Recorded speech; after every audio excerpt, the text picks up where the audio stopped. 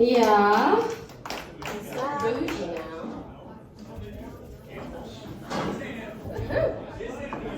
All right. Can y'all hear me now? Thanks, Andres. Appreciate it. Concrete feedback. What do you guys think? Was anyone here for it? Let's give it up. Yeah, give it up for Bootstrap too for hosting this and just being here. All right. Can you all hear me everywhere? Over Thomas talking at the bar? Okay, good. He can hear me, that's for sure. It's the truest thing about Bootstrap. You gotta be loud enough to talk over Thomas. Okay? You can try. I'm trying, Thomas. I'm really trying. Okay, it's fine. My name is Mimi Salonen. I am a stand-up comedian and a freaking inspiration. Yeah, so y'all ready for some comedy with it? Yes.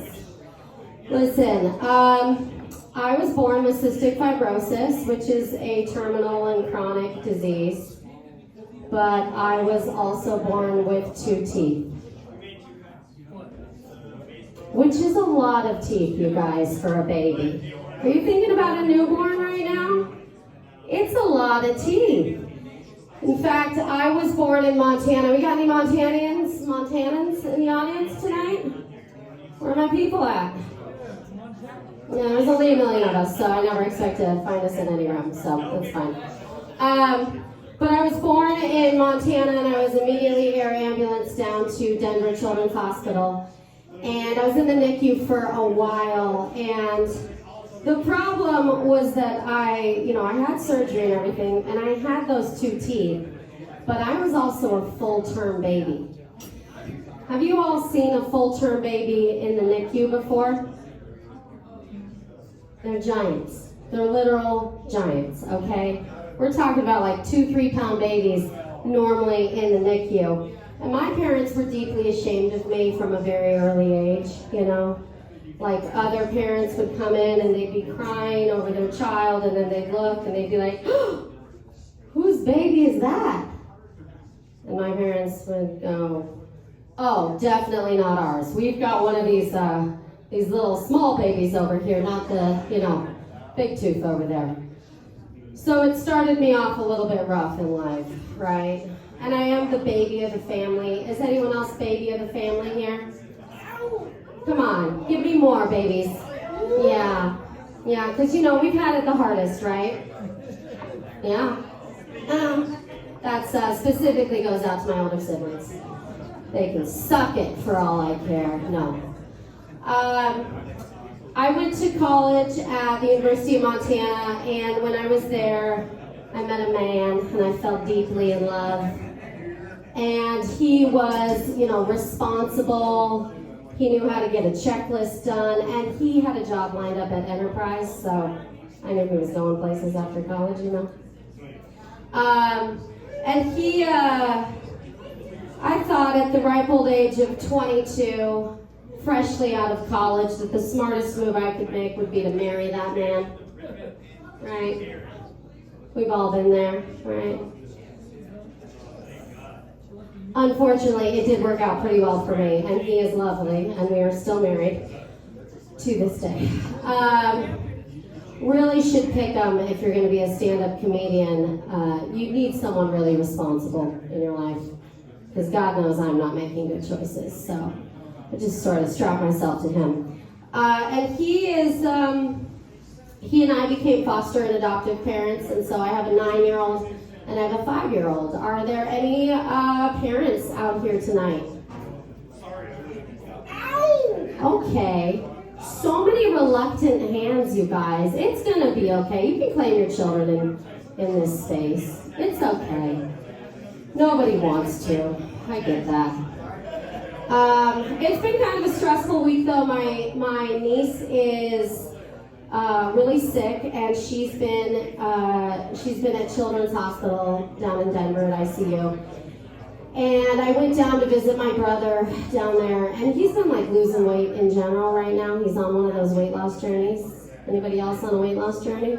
Like, yeah, there's so many hands. I love it, right? And I was like, Tom, I hadn't seen him in a few weeks. I go, you are looking really skinny. Have you lost more weight? And he was like, I don't know. And I go, oh, it is probably just the dad trauma stress you're going through right now. It looks phenomenal on you, though. So good news. Your daughter's very sick, but you look great. In the ICU rooms, though, my favorite thing that I've discovered is there's a toilet in the ICU room, right? So we're on a pediatrics floor. There's a toilet that's just like you open the door, it's there, right? Because when you're in ICU, doesn't matter. But there is a sign over that toilet that says, attention parents, this toilet is only for patients. So how many nurses do you think had to walk into that room and be like, oh, I'm so sorry, so sorry. And then walk out and be like, oh my God, Frank is fucking shitting in the patient's room again. I cannot put up with these parents anymore. Just like, go into the bathroom. I'm not here to take care of them.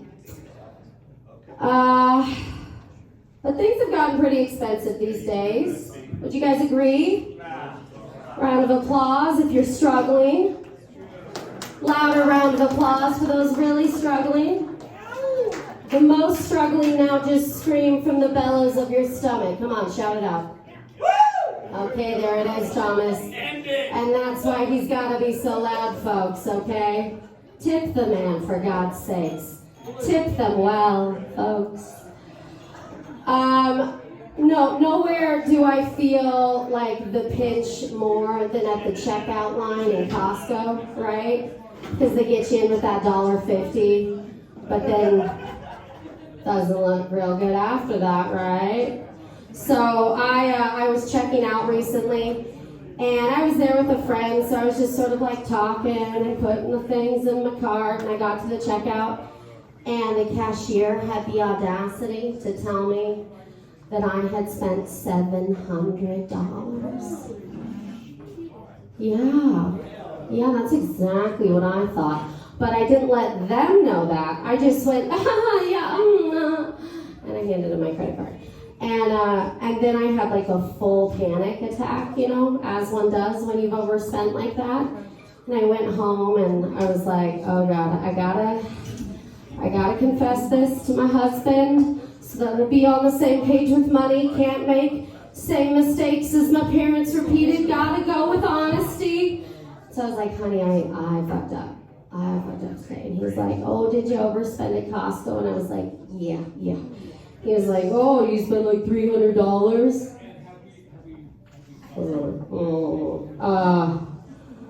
No, I did spend $700. And he goes, $700? Are you fucking serious? Much like you did too today, thank you. Getting it from all sides. And I was like, hey, hold up though. Couple good things I think you're gonna wanna know.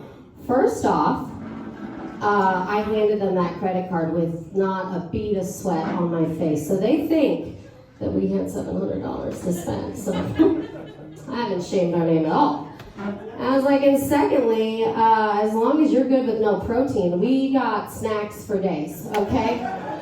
Yeah. Who needs protein when you could just have snacks instead? We're still just eating Doritos right now. It's fine. My sister, I was talking to her on the phone recently, and have you guys ever heard that phrase or that like thought of, if I killed someone, you would, and like a good friend or a sister might fill in the blank and say, be there to help you bury the body, right? Like that's what good friends do. And but I was talking to her today, and I realized she has sons, and I have a son and a daughter.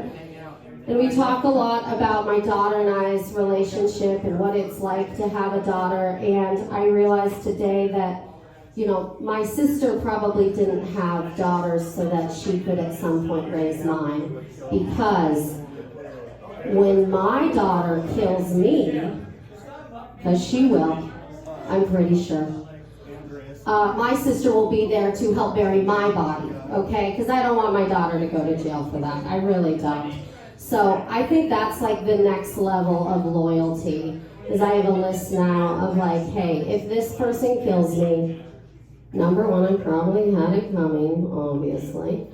And number two, I need you to help hide the evidence because I don't really want them to go to jail for it.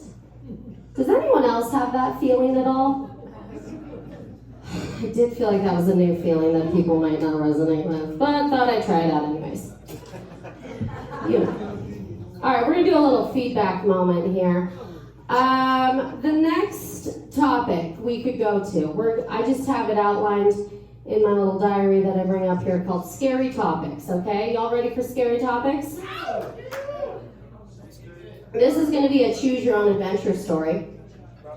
So would you like to talk about race, identity, or sex? Sex! There's a lot of sex up here, okay. Sex? We going for sex? Yep. Okay. How much we talking? Like a digit past the sphincter sex? I don't know. What is it? Whole digit. Haven't said that in a long time, honestly. All right, let's talk about sex for a minute. On average, I like to do a poll. On average, are you having sex once a week? Ooh, it's so quiet in this room. Okay, one happy-looking people out there. Once a month. This is a feedback opportunity, you guys. I mean, it's not going to get more awkward or fun with the people at your table. So come on, give it to me. Once a month? 4 times a day. 4 times a day, Peter. Oh my God. Really got that name for a reason. Okay. All right. You made it funny. Oh, thank you. I am a professional comedian, you guys. No, I am a mom, and so, like most moms, I love to talk about my sex life, right? That's something we're really known for. And I would say my husband and I have a very healthy sex life, so we get it on pretty hot and heavy. I feel like the lights just went down on me. Okay. I'm feeling it. It's cool. Okay. No. So we get it on all the time. And I am a screamer, so I'm going to tell you guys what sounds like when I'm coming, because you've been so generous with your information tonight. So I'm going to be really generous with mine. You're welcome. Yeah.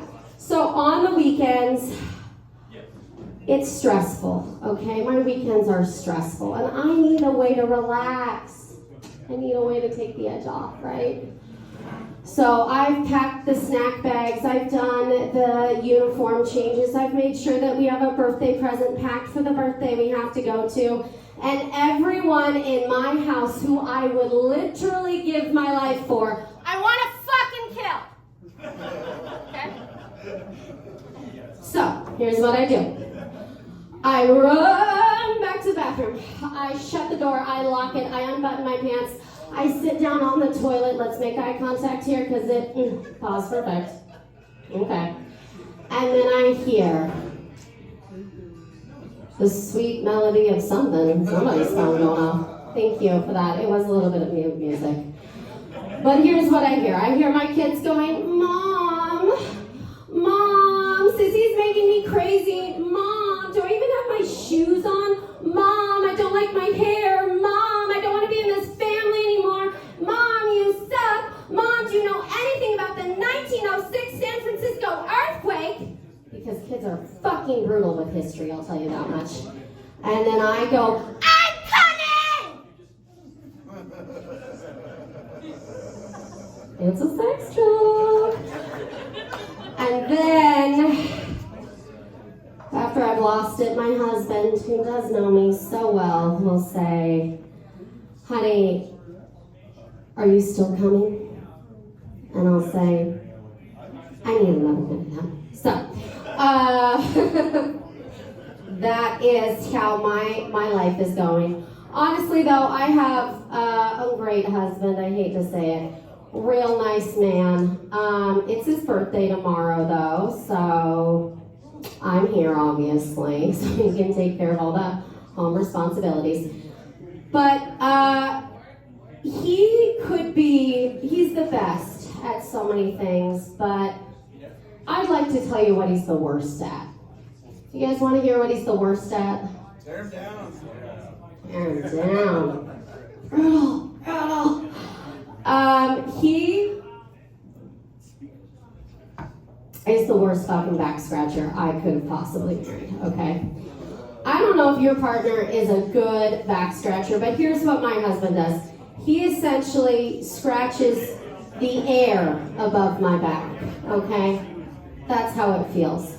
And so we'll start, and he'll be like, he's scratching the air, and I'm like, can you go a little bit harder? And he's like, are you serious? And I'm like, yes, but just like a little bit harder. And then he'll be like, and he'll really fucking scratch it hard, and then I'll be like, hey, could you just stop for a second? And then he'll be like, okay, and then he'll get to like a nice rhythm, for a second, couple seconds maybe. And then he'll do that like rub around the back, and then the double pat. Like he's fucking done. And I'm like, hey, you finishing up here? And he's like, yeah, that was probably like 10 minutes, right? And I'm like, nah. It's like, yeah, like maybe 30 seconds. That's pretty generous, honestly. And, I'll try to talk to him about it even more, but he can't hear me because he's already put in his noise-canceling headphones for the night, to go to sleep, as they do. We've been married for 13 years now, and thank you. That was so nice of you, Christopher Robin. There's a man here named Christopher Robin, you guys. Woo! I don't know why we're cheering, but I like that you like Winnie the Pooh, so thank you guys. Whoa, what was that? I've been married to him longer. 13 years. 13. Ooh. Okay, so, really wish I could have gone off that, but I didn't.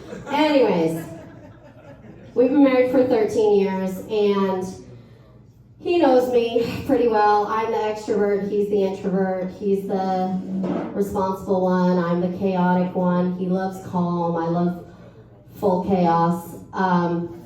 And so this weekend I was looking through Instagram posts and I saw it was the Kentucky Derby and I missed it. And I was really bummed because the Kentucky Derby was like something that I always did with my dad. He just died, very sad, okay?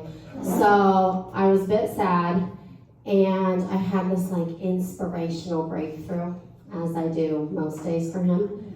And I was like, honey, I think that a goal of mine someday is I really want to go to the Kentucky Derby. Like, I really want to go. And I thought this was like a beautiful thing to share with my partner, right? My husband. He was going to know me better. I'm sharing my heart. And instead he goes, why don't we just make a list of things you don't want to do?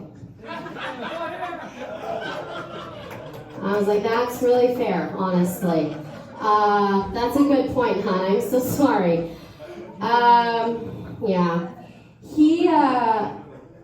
He is like he's very much a clean person in so many ways. Like, he doesn't swear and he loves to scrub baseboards, that type of clean, right?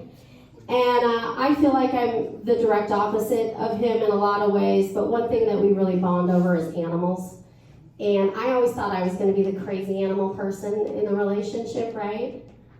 But 12 years in, you guys, this man, this sweet man, he has the audacity to say we should get guinea pigs and that he will love these guinea pigs, and he becomes like a guinea pig connoisseur, a guinea pig man. And Now I have rodents living in my bedroom with hay. I'm allergic to hay, okay? They squeak all night. They make so much noise. And I feel like if I had known this information up front, you know, that he was going to turn into a rodent man, I might not have married him, right? But like 12 years in and like a pretty happy marriage, I don't think I can break up with him because of the rodents. But I also might. But like, it's bad. Does anyone have guinea pigs here? Oh. So you understand this pain, but are you like a piggy man? Like, no, my 13-year-old did a whole PowerPoint presentation on why we should have a guinea pig. oh, so you were fucked right away. Yeah. Yeah, once they get the cardboard out and start like, Mom would be so happy if we just had a guinea pig, Dad. You're getting guinea pigs at that point. Unfortunately for me, it was my 36-year-old husband who was like making the presentation. I held him off for a couple years. I was like, are you sure? Oh, there's so much work. And like now we just got this cat, and this cat is a killer. Like I fucking love him, but we let him out every night. I have to clean up dead bunnies every morning. I have asked him to stop. I'm trying to get in with like a cat psychic to be like, could you just like kill the mice, but like leave the bunnies? And my husband is also like, he's so obsessed with this cat, and he goes, I just don't know what to do because I love this cat so much, but you know how I feel about bunnies, honey. It's like, that's a really weird line, but I do know how you feel about bunnies, honey. So the cat is killing everything, and I am leaving that cage open at all times. I'm leaving my door open, and I'm like, if you have to kill something, cat, like, think about the guinea pigs, please. I'm whispering it into his ear each night. He has not killed them yet for me, though, which is such a bummer. Am I out of time here? Yes, you are. I don't like this crowd anymore. You guys were good for like a minute until you told me I had to shut up, and now I don't like it at all. You guys, I'm Mimi Salonen. Thank you guys so much for being quiet and listening to my comedy. Thank you guys. I barely came back from New York, okay? They want me so bad right now. But I'm here instead with you guys.